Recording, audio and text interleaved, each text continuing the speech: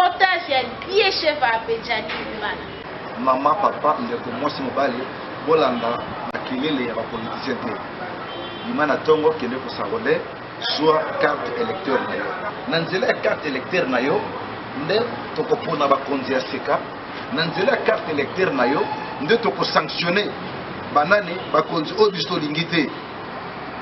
Carte électeur ya mbolo kende la moka église na nkolo mosali ya nzambe ya mwasi mpe mobali na quartier ovandi pembeni ovandi mpe osangole kende kozwa carte électeur na yo ekopesa yo pouvoir lobi ya kosanctionner badepute bakosaki biso na 2006 na 2011 ya kosanctionner président de la république totia bakonzi ya sika na kati na mboka sans carte électeur.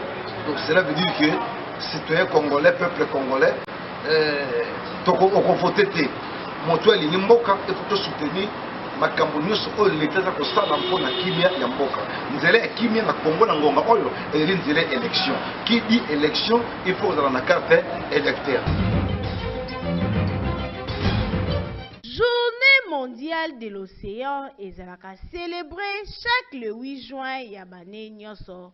Thème choisi année 2017 ezali bongo nos océans, notre avenir.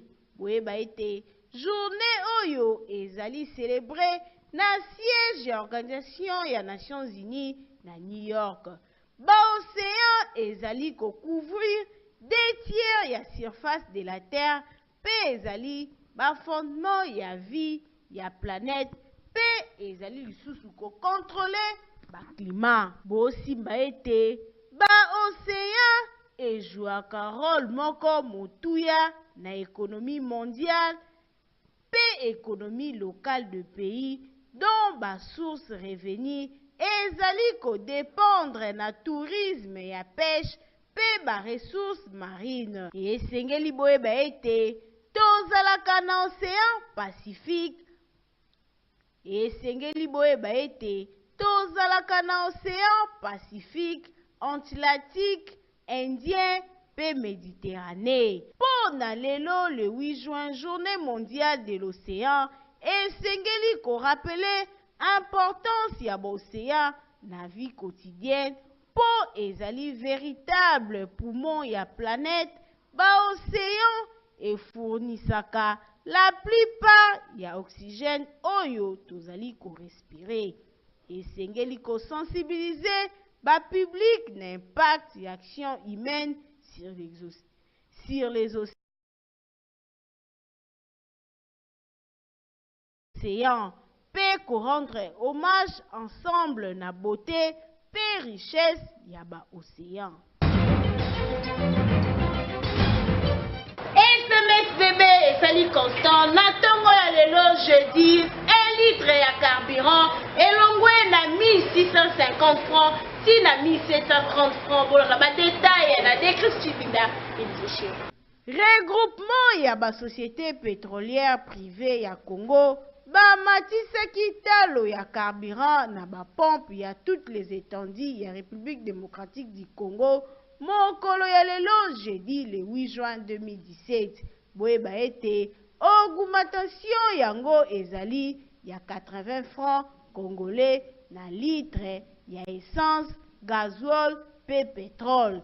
Décision yango ezali suite ya taux de change ya mbongo ya bapaya. Pour carburant etekamaka na franc congolais. Prix ya kala ezalaki na 1650 francs par litre. Pe lelo oyo ekomi na 1730 francs congolais. Na yango caméra ya SMS bébé esionaki na quelques stations ya Kinshasa. Tokosenga kaka na gouvernement ya Union nationale bameka nanu ko stabiliser monnaie po ya boye ezali kaka pasi nyonso oyo population kinoise nde bakozala victime. Tolobi po changement ekota na mboka. Population kinoise bazali komitumisa na likambo etali to ya dollar na ville ya Kinshasa. Bolanda na reportage ya Landry Nzeza apete Christian Chimbi. likambo etali mbongo ya bapaya oyo tobengi dollar toyebi te soki ekosuka boni. Kala toyebaki na ntango ya mwana mboka Adolphe Muzitu dollar ezalaki na to ya 92 eyaki kolandisama na matata mponyo oyo atikaki yango na 11,000. Kasi kobanda Sami Badibanga kino Bruno Tshibala dollar eye ndongo. Pe bana mboka bazali komituna mituna ebele tina sena moya lelo likambo nini oyo ezosala ete dollar ekita te. Baleli na bakonzi batala na ino likambo lina. Papa tozo souffrir makasi. Tozo souffrir makasi gouvernement la nation à dollar. Lelo komi passe. Ba mi bal na biso na ba banque ba ofuta ba mona ba entreprise na ba ofuta ba na to 91.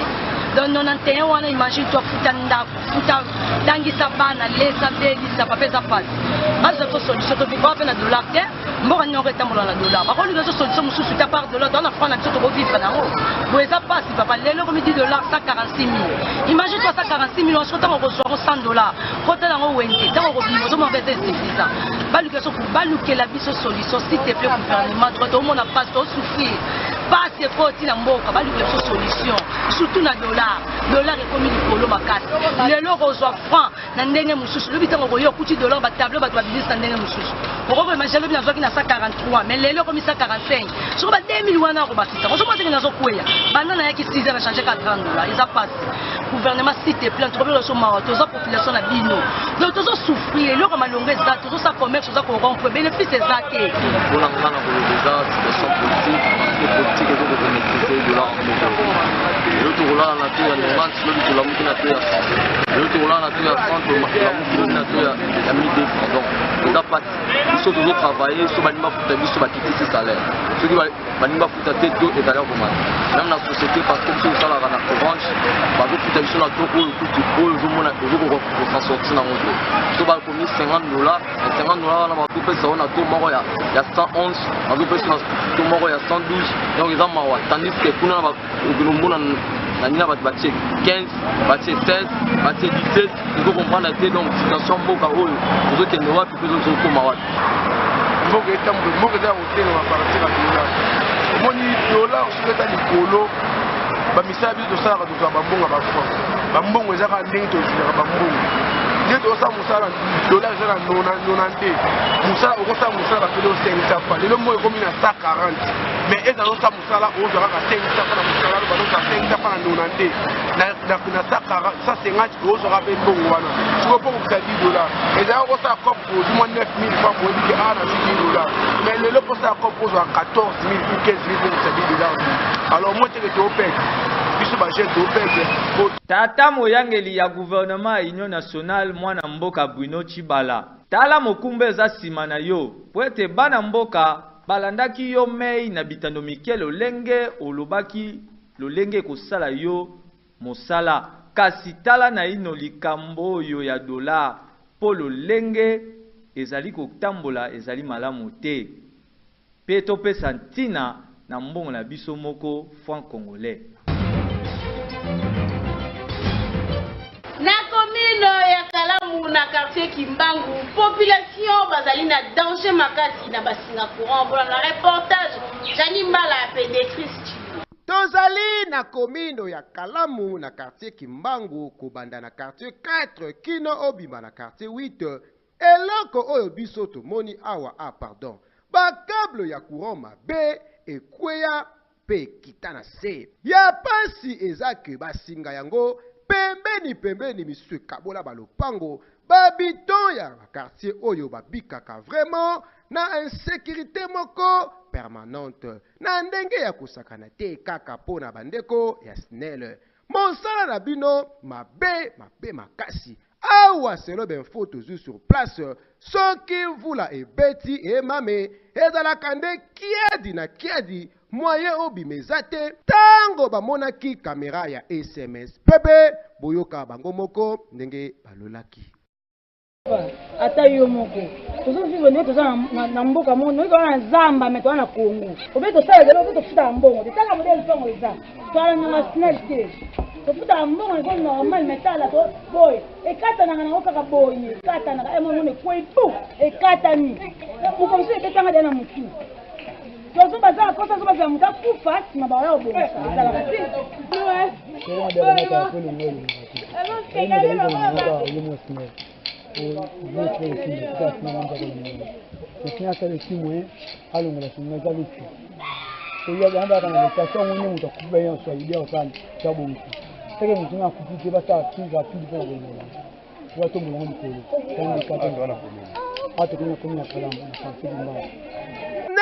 Snell bolingi ya solo nini po kote oyo bandeko bazolela bolingi ti bokuta moto akufi to likambo nini. En tout cas, c'est le temps ya koya kosala mosala po toboyi ba mort surtout na ba quartier oyo bana baza pe ebele. S'il vous plaît, boya kosala.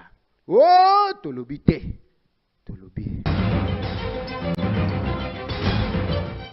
Pasteur Shadrach Elenga a réagi na tina ya décision ya général Célestin Kanyama Bola na reportage. Par rapport à la décision mon général par rapport à l'église et quand même nous sommes pour y avoir l'église la carte la Congo église chrétienne ils ont la carte la prise en charge en tant mon côté il y a l'état congolais qui est l'état à Kabola la parcelle pour l'église parce que l'église ils ont contribué à mingi pour la République démocratique. À un moment donné, et ça ne peut pas passer, parce que l'église, exemple, la 2, 3, 4%, il y a erreur au pasteur, au prophète, au bishop, au sala, là, c'est l'église mobile. Non, l'église au sala, la capitale. On peut par exemple, il y a ma capote où les c'est l'église. Et qui y a entre des politiciens. C'est l'église. Nous travaillons pour un exemple, nous travaillons pour Namboka. La 4 mesure, on a un débordement. Que partout, on a débordé, soit ici par rapport à la place. Et mesure les autres en rigueur d'ici les 25.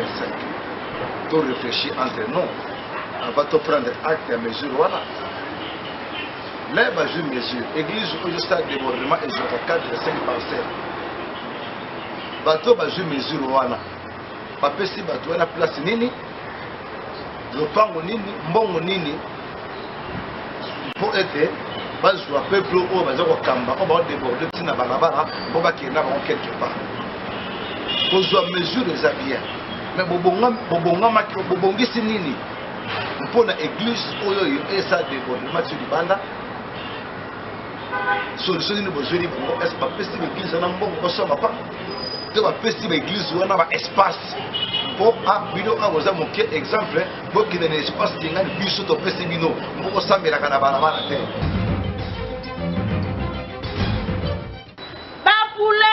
Chubenge bazali ko séjourner déjà na ville ya Kinshasa depuis mokolo ya lelo bolanda ba détail na décrit cette ba léopard ya RDC bazokaki lelo mokolo mosala mine na ngonga ya misato sima ya mwa mikolo libanda ya mboka kaka pona kobongisa bokutani na bango na mboka Congo Brazzaville oyo kozala na stade Martyr mokolo ya poso oyo tozali wapi bipai bakondongwana na tina éliminatoire CAN 2019 oyo kosama na mboka Cameroun bobele bongo ba léopard yambo ya bango kozonga na mboka bandongwanaki na mboka Botswana pe balongaki na mingete mibale bakozala pe na ngala sisi to pe entraînement bobele lelo kaka pona kobongisa bokutani oyo ekosalama mokolo ya poso. Bonne chance na ba léopard na biso ya RDC. Mwasi azanga métier à Koufa à travers un maître maman Kimamba Ngupolo biokoma utile na société. Ibada katani. Bakata karibana to baboma karibana. Waje mobi hayebe ta métier te. Ede ko yebi kaka.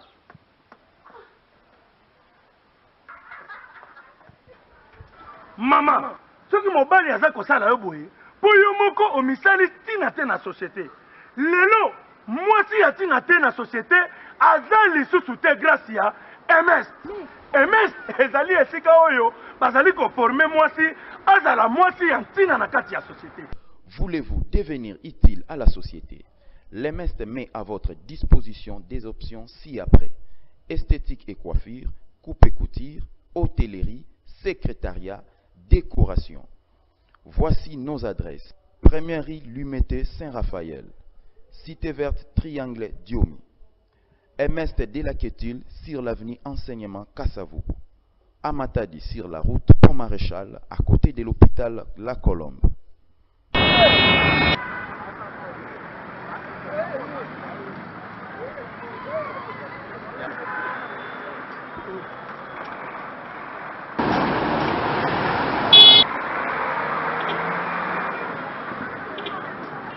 Sanga pasien, Robin Anolo kwa mutute, ambo. Yo, anya una mama toke ozonga mutu. Ajonga na, pemi chakika. Oh bébé. Na cabinet Exosia chez maman Sandra, azali kosilisa bokono ya Nemi SS. Kongo mobimba esi eningani po eloko oyo bino nyonso bobandaki kozela yango yo cabinet Exosia mpona kobikisa bokono ya Nemi SS PAS na moto oyo Nzambe arevela pe aloba na ye kamataki oyo mpona kobikisa bana SS. Mama Sandra Ilunga, mama mobiki. Mama Sandra Ilunga oyo wapi? Oyo toyebaka kala na yolo. Ye wana Mama Sandra Ilunga oyo boyebaka na Kimwenza. Lelo oyo bokoki kozwa ye na cabinet Exosia mpona kozwa solution ya bana bino SS. Toza na cabinet Exosia epai ya Mama Sandra Ilunga bano bazala ba problème ya ba douleur ya mikuwa kosila makila, ba déformation ya libumu, ba déformation ya ba minu, ba déformation ya mikuwa. Mama Sandra ezanga moko nazawana pona bango. Traitement na biso eza traitement très efficace pour les soigner, les guérir l'anémie SS. Donc inutile ya ko douter. Toza wana pona bino kisi na biso eza kisi moko révélé divinement. Toza ba tradité wana lo na lina préciser premièrement toza wana pona kopesa kisi pona anémie SS. Maman, papa, ozana mwana kotia temete kotia doute te yaka na cabinet Exosia epa ya Mama Sandra Ilunga. Traitement ezali ezobikisa ba témoignage eza ebele. Nzambe aza wana mpona kobikisa mwana na yo osolembi odepense bambongo ebele yaka na ye nanu cette fois-ci na cabinet Exosia. Traitement eza très sûr po mwana na yo akokoma bien ata mwana aza na malformation ya ndenge nini boya na cabinet Exosia. Traitement eza assuré. Papa mama na bandi boyoki botika komekisa bana bino mela kosengela bango liwa tangu kweni bokima mbangu na cabinet Exosia mpona lobiko bana bino. Mama, ebongo cabinet yango ezwami wapi o? Ezali esika ya kobunga te. Cabinet ezwami na komini ya Kinshasa, avenue Maluku, numéro 111. Référence Prince Kasavubu. Tobo bengi na banimero oyo. Chez Mama Sandra Ilunga, maladi ya SS Zukao. Bino bao bozali komitungisama na ba maladie incurable bokima mbangu chez docteur Kabe pokuna solution eratarate.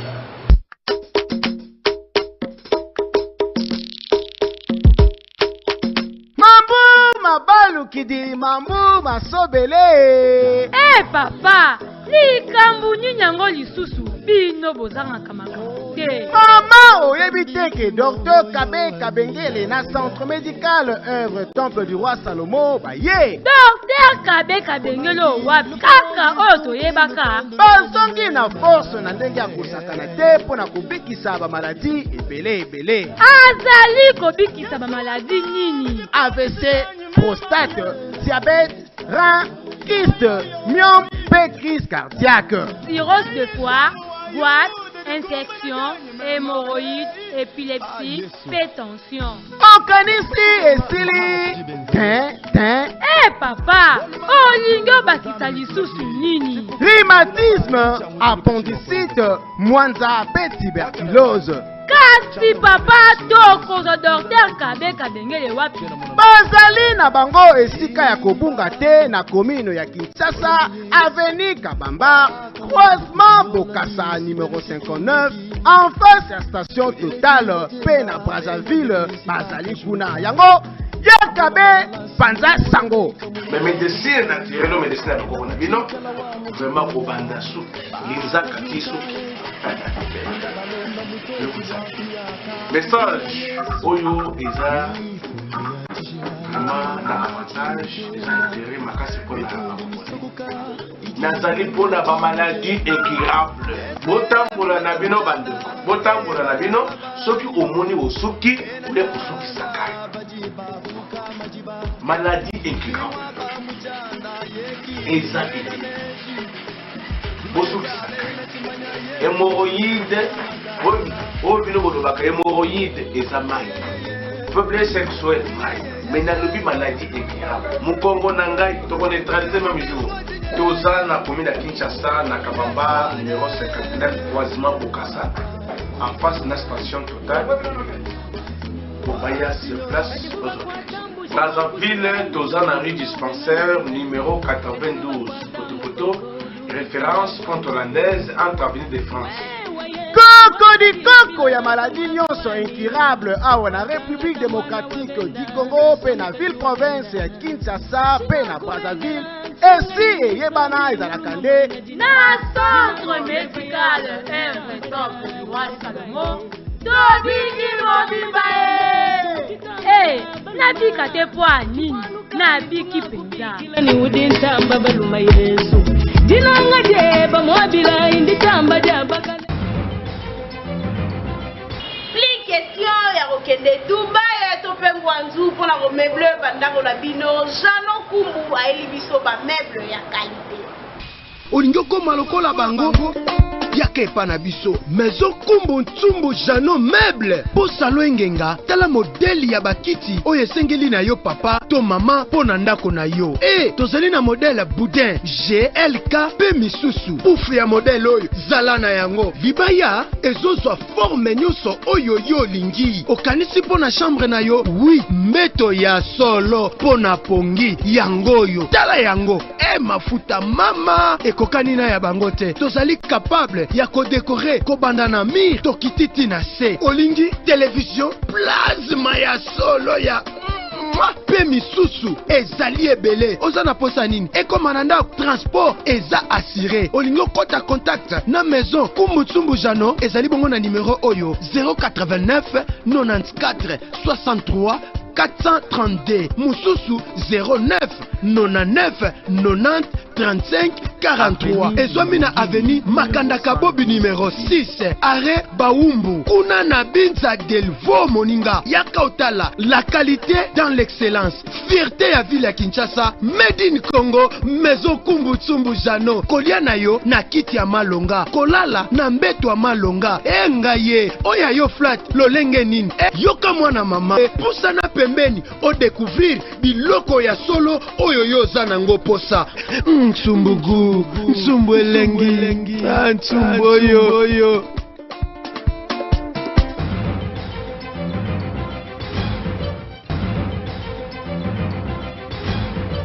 na auto-école Esmicom na 2 semaines à Pamba roulé na boulevard sans problème. Bino bato bolinko ekola kokumba mutuka ba cadre ba entreprise songolo pakala pe moto nyonso o alinko ekola kokumba mutuka na condition ya bien na ki professionnalisme nyonso pe na bangonga ya mukie pe yo moto linko ba code de la route ki kitoko koleka na ba normes internationaux adresse ezali se moko na Essimicom auto école awa na Essimicom pardon biso na bango différence ezaka ke awa na 2 semaines ya pamba au rouler na yo na boulevard kitoko à partir ya machine au babengi simulateur ou eko permettre yo déjà au rouler déjà na mutuka avant même que okota na boulevard ya boye na Congo pardon ezalate biso awa na bango eloko zo sa différence biso toza wolo bango bazama nzanza Essimicom numéro 1 au Congo kobunga rumba te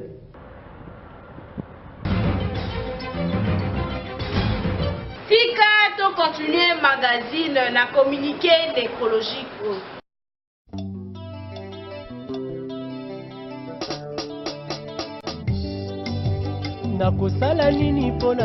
Monsieur Jabé Dilumengene, coordonnateur ya Games P, Monsieur Dien Kembo, caméraman ya magazine SMS Bébé, bazali na mawa ya koyebisa bandeko baninga pe bayebani liwa ya mama na bango Emily Kinkela oyo akufaki mokolo ya mitano ya mosala moko na sanza ya motoba na mobu koto mibale na zomi na sambo na sima ya maladi molai.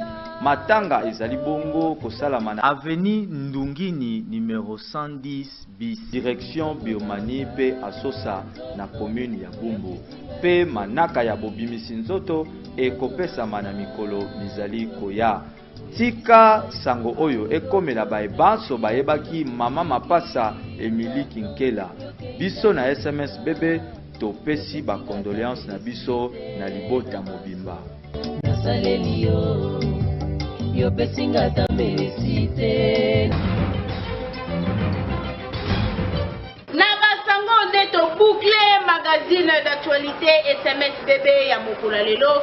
Soki vous sepelaki na numéro lelo, un grand merci na moi mobile oyo Die Cheva oya benda kinga beauté édition kumama kibongo na Jani Mbala pe na décrise Tubinda na réalisation pe montage ya Landrine Deza double brassard na coordination ya l'homme social Francis Iba Zabaka pour la resulisa motuna okende kaka epa ya Fifi yo lobinini pour la besi zero na yo ala yebiso pona yo zara yo kindobika olobi kindobika baotika la kaka bakindobika tika topesa mbote na balanti minene ya magazine d'actualité SMS bébé na moni bongo Michel Mabele ingénieur Gilen Yuma Pediane Eyanga ngala bino tomonani na mikolo zali koya